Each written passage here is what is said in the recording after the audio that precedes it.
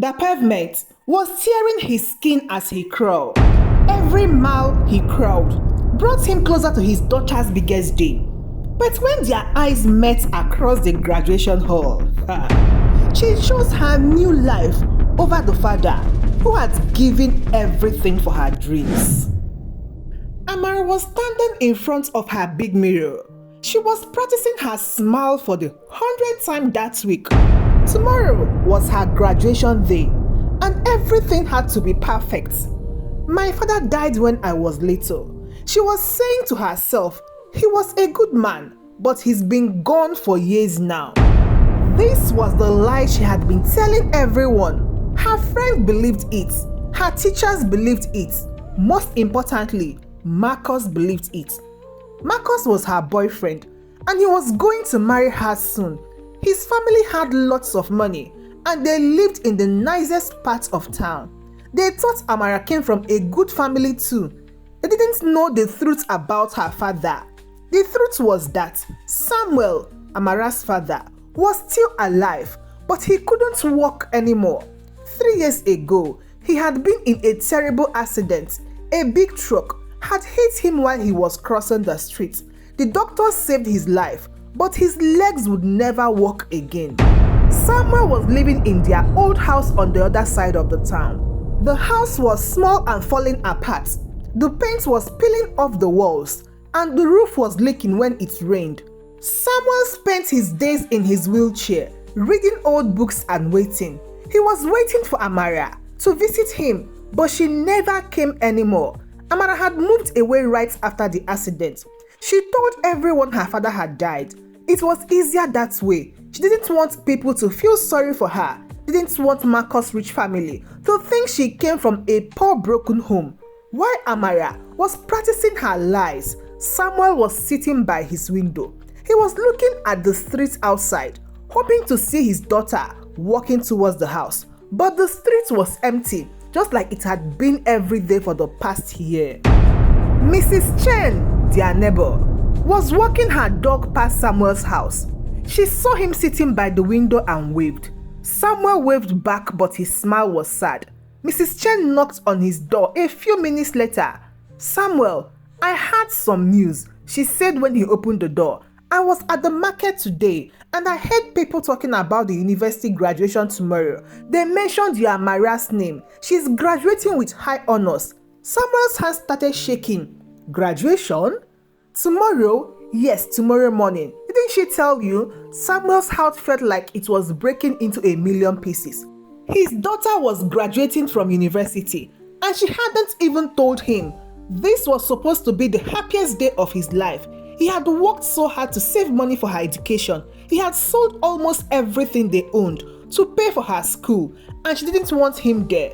After Mrs. Chen left, Samuel sat in his dark living room. He was crying, but he was also thinking. His daughter was ashamed of him. She was ashamed that he couldn't walk. She was ashamed that they were poor. She was ashamed that their house was old and broken. But she was still his daughter, and tomorrow was still the most important day of her life. Samuel made a decision that would change everything. The sun wasn't up yet when Samuel started getting ready. He had been awake all night planning his journey to the university.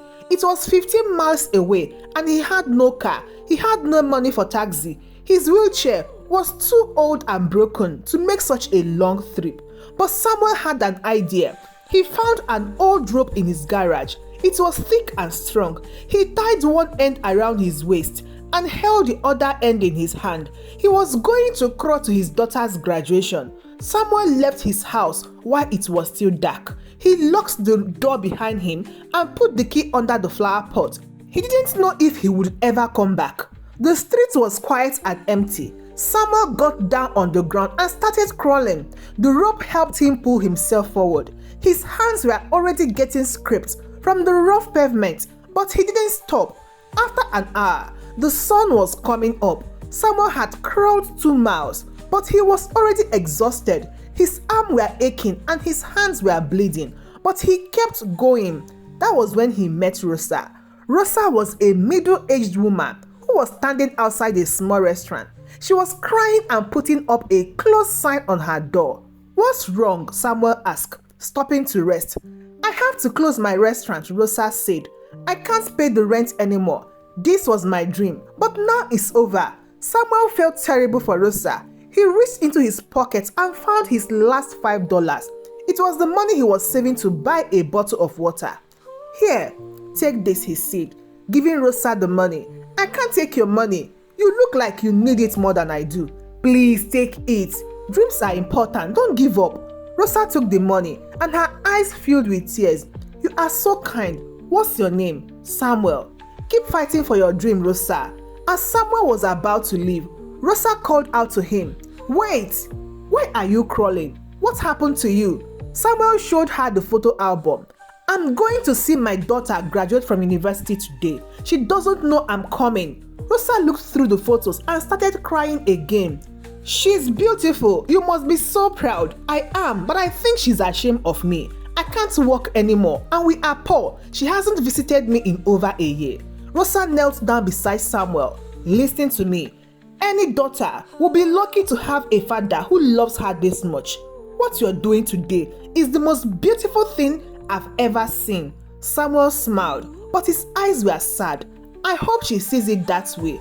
Rosa helped Samuel bandage his hand with clean clothes from her restaurant. "There is something else I want to give you," she said. She went inside and came back with a small bouquet of flowers. "These were for my tables, but I want you to give them to your daughter. Every girl deserves flowers on her graduation day." Samuel carefully tied the flower to his robe next to the photo album. "Thank you, Rosa. You've given me hope." Samuel crawled away, leaving Rosa standing there with tears streaming down her face. She watched until he disappeared around the corner. Then she whispered a prayer for the brave father who was crawling to his daughter's graduation. But Samuel's journey was about to get much harder. As he entered the university district, it started to rain. The street became slippery and Samuel's robe kept getting caught on things. Cars were splashing water on him as they drove by. Samuel's strength was almost gone. He had been crawling for 12 hours now and his body was shutting down, but he could see the university building ahead of him. Samuel was crossing a busy intersection when the light changed. Cars started honking at him. He was moving too slow and traffic was backing up. People were getting angry. A police officer saw the commotion and came over. "Sir, you can't be in the street like this," the officer said. "It's dangerous and you are blocking traffic." "Please," Samuel begged. "My daughter is graduating in 1 hour. I've been crawling for 12 hours to get there. I'm almost there." The police officer looked at Samuel's condition. He was covered in mud and blood. His clothes were torn. He looked like he might collapse at any moment. "Sir, I think you need to go to the hospital. You are in bad shape." "No hospital," Samuel said firmly. "Not until I see my daughter graduate." The police officer was torn. He wanted to help Samuel, but he also had to keep the street safe. A crowd was gathering, and some people were taking pictures with their phone. "What's your daughter's name?" the officer asked. "Amara Thompson. She's graduating with honors today." The police officer made a phone call to the university. After a few minutes, he came back to Samuel. "I spoke to the graduation officer. The ceremony started 15 minutes ago. Your daughter has already received her diploma." Samuel's heart broke into a million pieces. He had missed it. After crawling for 12 hours, after giving everything he had missed his daughter's graduation. Samuel collapsed on the wet pavement. He was crying so hard that his whole body was shaking. But then, something unexpected happened. A young woman in the crowd stepped forward. "Excuse me, officer. I was just at the graduation ceremony. They are still giving out diplomas. The ceremony won't be over for another hour." The police officer looked confused. "But I just called." "You probably talked to the wrong office," the woman said.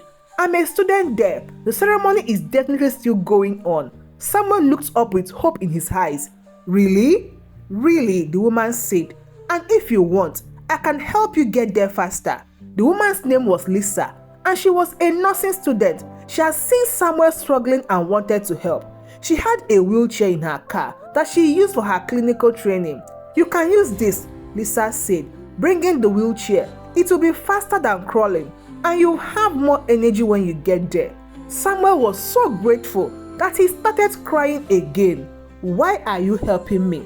"Because," Lisa said, "I can see how much you love your daughter, and every father should be able to see his child graduate." Lisa helped Samuel into the wheelchair. She also helped him clean some of the mud off his face and hand. The flowers that Rosa had given him were wilted from the rain, but Lisa tried to make them look better. "There," Lisa said, "now you look like a proud father going to his daughter's graduation." Samuel wheeled himself towards the university, with Lisa walking beside him to make sure he was okay. Behind him, the crowd of people who had watched Samuel struggle were wiping tears from their eyes. When they reached the auditorium, Lisa squeezed Samuel's shoulder. "Good luck," she said. "I hope everything goes well with your daughter." Samuel took a deep breath and wheeled himself towards the door. He was finally here after 13 hours of struggle. After crawling 12 miles and then being helped for the last few blocks, he was going to see his daughter graduate, but he had no idea that the hardest part of his journey was still ahead of him. The graduation ceremony was just starting when Samuel finally reached the university. He could hear music playing and people clapping. Hundreds of families were walking towards the big auditorium, all dressed in their best clothes. Samuel looked down at himself. His clothes were torn and dirty. His hands were covered in blood and bandages he had made from pieces of his shirt. He looked terrible, but he had made it. Inside the auditorium, Amara was getting ready with other graduates. She was wearing her cap and gown, and she looked very beautiful, but she was also very nervous. Marcus was sitting in the front row with his parents. His father was a famous lawyer, and his mother owned several businesses. They were very rich and very proper. They expected everything to be perfect.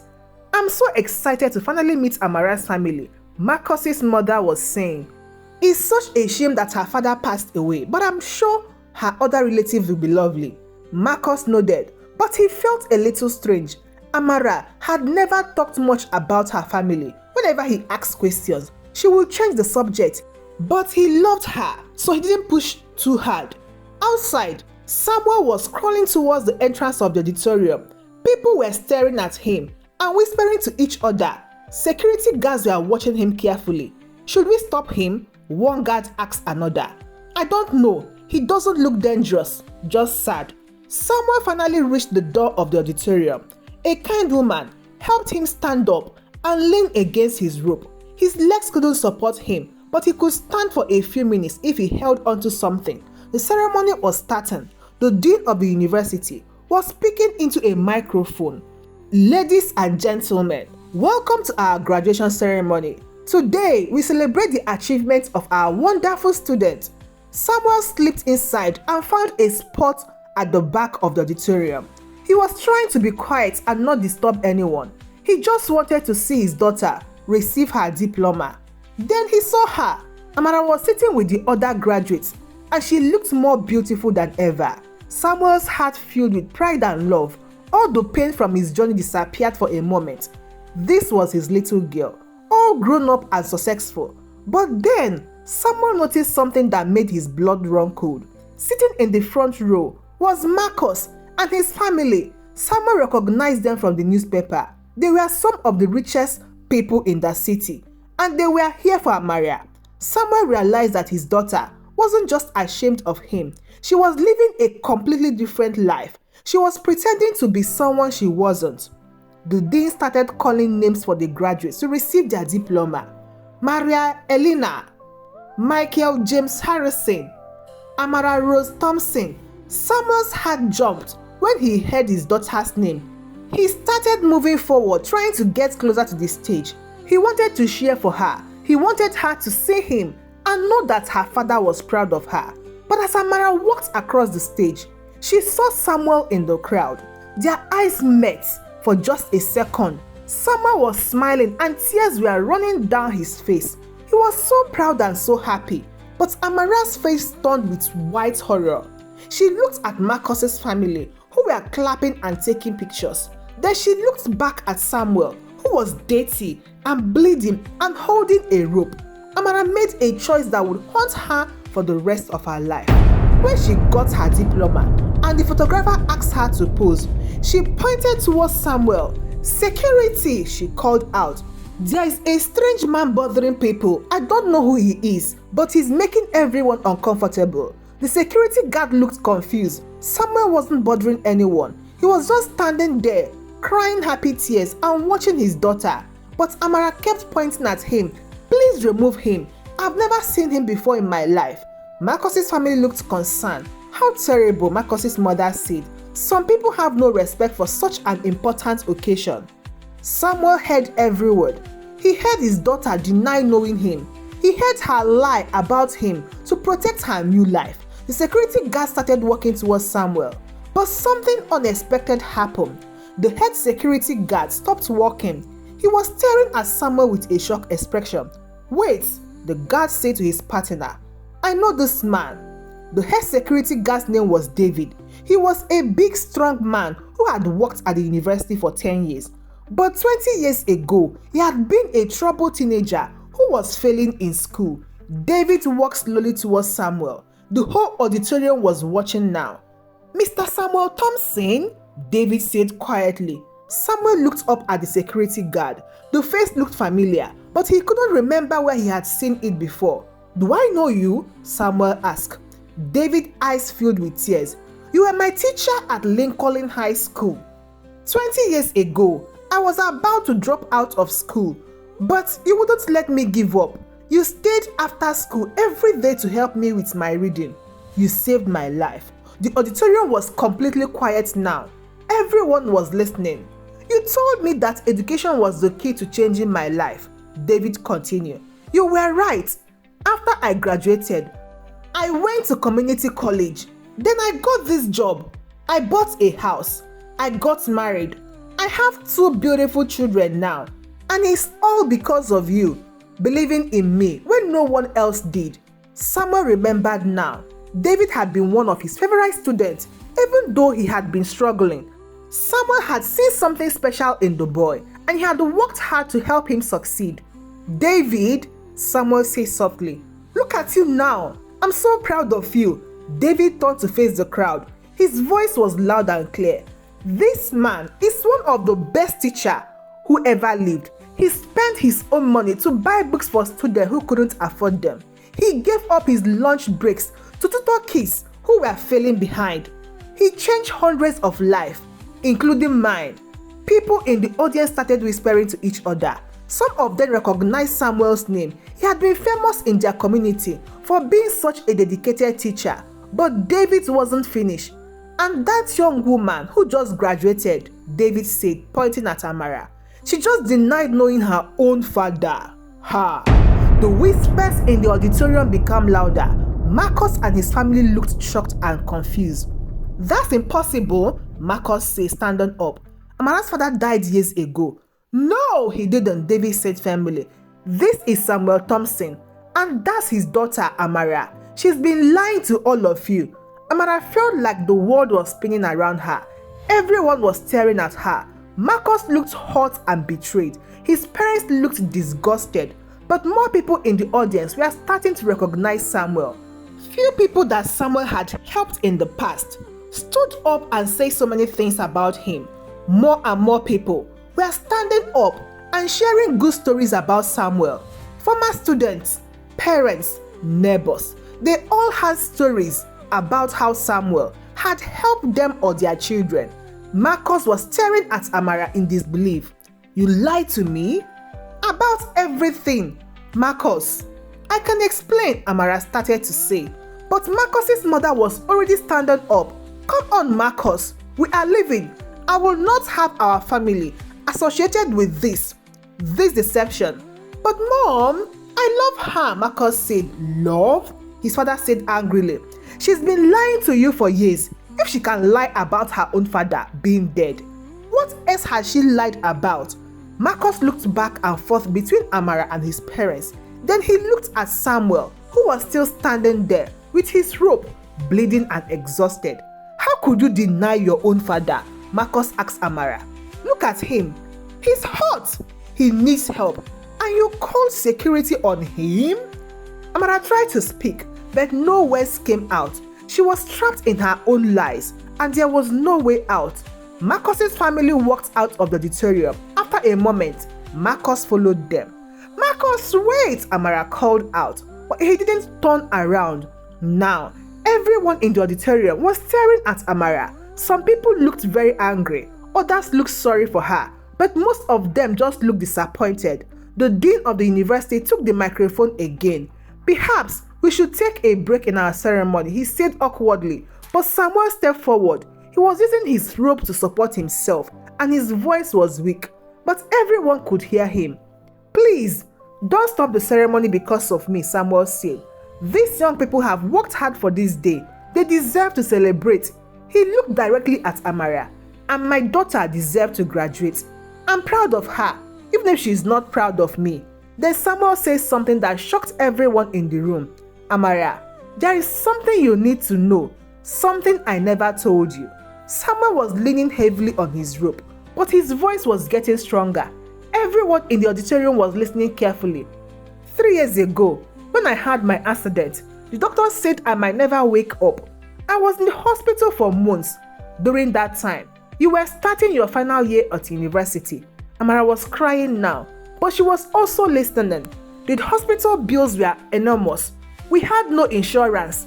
I knew that if you had to pay those bills, you would have to drop out of school. You would never graduate." Samuel paused to catch his breath. David, the security guard, brought him a chair, but Samuel shook his head. He wanted to stand for this. "So I made a decision. I took out a loan against our house. It was the only thing we owned, and I borrowed $50,000 to pay for the hospital bills and your final year of school." People in the audience gasped. $50,000 was a huge amount of money for a family like theirs. "But that's not all," Samuel continued. "Last month, when I found out you were graduating with honors, I was so proud. I wanted to give you something special for graduation. So I borrowed more money against the house. I bought you a car. It's parked outside right now. A blue Honda with a big red bow on it." Amara's hands were covering his face. She was sobbing now. "The total loan is now $75,000. And because I can't work anymore, I can't make the payment. Next month, the bank will take our house. I'll have nowhere to live." The auditorium was completely silent except for the sound of Amara's crying. "But it was worth it," Samuel said, his voice full of love. "Because you graduated, because you are successful, because you have a chance at a better life than I ever had." Samuel started to sit down in the chair, but then he thought of something else. "Oh, and one more thing. Tomorrow, I have to go to the lawyer's office to sign some papers. I'm giving the house to the community school when the bank takes it. That way, other kids like you can get help paying for college." Samuel finally sat down. He was exhausted and the pain in his body was getting worse. Amara ran towards her father, but as she was running, Samuel suddenly fell forward. David caught him just before he hit the ground. "Call an ambulance," David shouted. The journey had been too much for Samuel's body. Crawling 15 miles with a rope had pushed him beyond his limit. His heart was giving out. As the paramedics arrived and put Samuel on a stretcher, he reached out for Amara's hand. "I forgive you," he whispered. "I love you. I'm proud of you. Don't let my mistake become your burden." Those were the last words Samuel ever spoke to his daughter. Samuel died 3 days later in the hospital. Amara sat by his bed the whole time, holding his hand and telling him all the things she should have said years ago. The funeral was huge. Hundreds of Samuel's former students came to pay their respect. David gave a speech about how Samuel had changed his life. Maria, James, Rosa all shared their stories about Samuel's kindness. But Amara sat alone in the front seat. Marcus didn't come. His family had made sure that engagement was called off immediately. Words about Amara's lies had spread quickly through their social circle. No one wanted to associate with her anymore. Even worse, the story had gotten into the newspaper. "Daughter denies disabled father at graduation" was the headline. Amara's picture was on the front page. Everyone in the city knew what she had done. When Amara tried to start her career as a business consultant, no company would hire her. They all knew her story. They didn't trust someone who would lie about her own family. Amara lost everything: her fiancé, her career prospects, her reputation, and her home. She had to move into a tiny apartment and take a job waiting tables at a dinner. But the worst loss was her father. She had thrown away her relationship with the person who loved her most in the world, and now he was gone forever.